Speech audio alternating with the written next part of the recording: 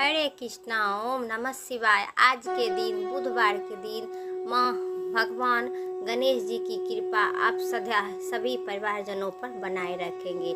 आज बुधवार के दिन आषाढ़ मास के शुक्ल पक्ष के बड़ी ही दुर्लभ बुधवार के दिन पौराणिक कथा सुनाने जा रही हूँ। जो बुधवार के दिन आषाढ़ मास के शुभ दिन पवित्र दिन माना गया है। जो ये कथा सुनेंगे उनके घर में सुख शांति समृद्धि आएगी। तो आइए बड़ी ही दुर्लभ कथा सुनाने जा रही हूँ। मनचित और ध्यान से श्रद्धा भाव से भगवान गणेश के बुधवार के दिन कथा सुनिएगा। सीतापुर नामक मधुसूदन नामक एक व्यक्ति था जो बहुत ही धनवान था। मधुसूदन का विवाह बलरामपुर नगर की सुंदर लड़की गीता से हुआ था। एक बार मधुसूदन अपनी पत्नी को लेकर बुधवार के दिन बलरामपुर गया। मधुसूदन ने अपनी पत्नी के माता पिता के विदाई करने के लिए कहा। माता पिता ने बोले कि बेटा आज बुधवार है, बुधवार को किसी भी शुभ कार्य नहीं किए हैं, यात्रा नहीं करते हैं। लेकिन मधुसूदन नहीं माना। उसने ऐसा शुभ अशुभ की बात मानने को बात कही तैयार नहीं था।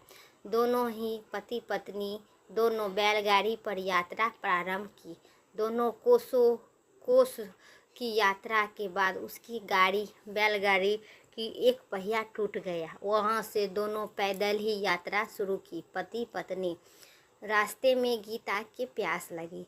मधुसूदन ने उस पेड़ के नीचे बैठाकर जल लेने गया। थोड़ी ही देर बाद मधुसूदन कहीं से जल लेकर वापस आया तो वहाँ बहुत ही बुरी हैरान उठा, क्योंकि उसी की पत्नी उसकी ही शकल सूरत का एक व्यक्ति से बैठकर बात कर रहा था। संगीता भी मधुसूदन को देखकर हैरान हो गया। वह दोनों कोई अंतर नहीं कर पाई, क्योंकि मधुसूदन ने उसी व्यक्ति से पूछा, तुम कौन हो? मेरी पत्नी के पास क्यों बैठा है? मधुसूदन की बात सुनकर उस व्यक्ति ने कहा, अरे भाई, यह तो मेरी पत्नी गीता है। मैं अपनी पत्नी ससुराल से विदा कर ले जा रही हूँ। लेकिन तुम कौन हो जो मुझे ऐसा प्रश्न कर रहे हो? मधुसूदन ने कहा, तुम जरूरत से कोई चोर है, शकल से चोर लग रहा है। ठीक है, यह मेरी पत्नी गीता है। मैं इसे पेड़ के नीचे बैठाकर जल लेने गया था। इस पर उस दोनों व्यक्ति अरे भाई, झूठ तुम बोल रहे हो।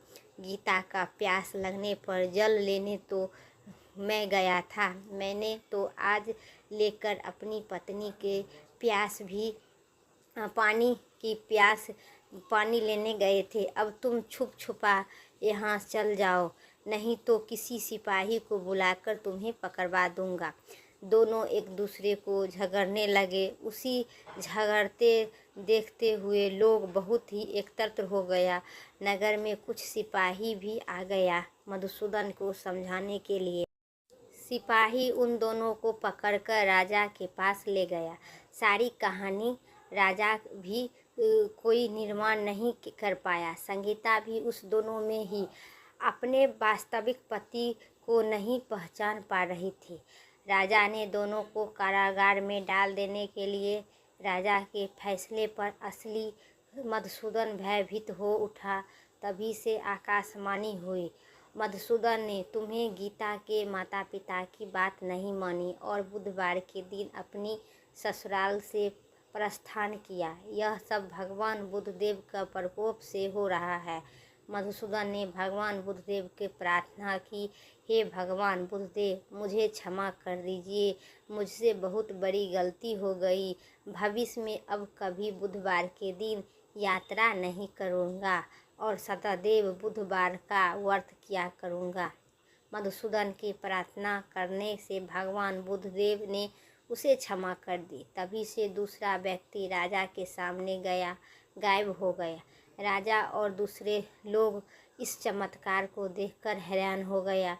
भगवान बुद्धदेव की इसी असीम अनुकंपा से राजा मधुसूदन और उनकी पत्नी का समक्ष पूर्वक विदा कर दी गई। कुछ देर चलने पर रास्ते में उन्होंने बैलगाड़ी मिल गया। बैलगाड़ी पर टूटा हुआ पहिया फिर से जुड़ गया था। दोनों उसमें बैठकर सीतापुर की ओर चले गए। मधुसूदन और उनकी पत्नी संगीता दोनों बुधवार को करते हुए आनंद पूर्वक दोनों गए अपने घर और बुधवार को व्रत करते हुए आनंद पूर्वक जीवन यापन करने लगे। इसी तरह भगवान बुद्धदेव की कृपा से उन्हें यह खुशी बरसने लगी। इसी तरह से जो स्त्री पुरुष विधि पूर्वक बुधवार का व्रत करता है, कथा सुनता है, भगवान बुद्धदेव उसी सभी मनोकामना कष्ट पूर्ण करते हैं और भगवान गणेश जी की महाराज उनकी सदादेव उनकी परिवार पर बनी रहते हैं। तो प्रेम से बोले सियावर बुधवार के दिन भगवान गणेश महाराज की जय। यहीं तक मेरा कथा था दोस्तों। उम्मीद करते हैं मेरा कथा पसंद आए तो चैनल पर नए हैं तो लाइक करके सब्सक्राइब ज़रूर करें। कमेंट में जय गणेश जी ज़रूर लिखिए। फिर नेक्स्ट वीडियो लेके आते हैं आप सभी के बीच। तो मुझे दीजिए इजाज़त।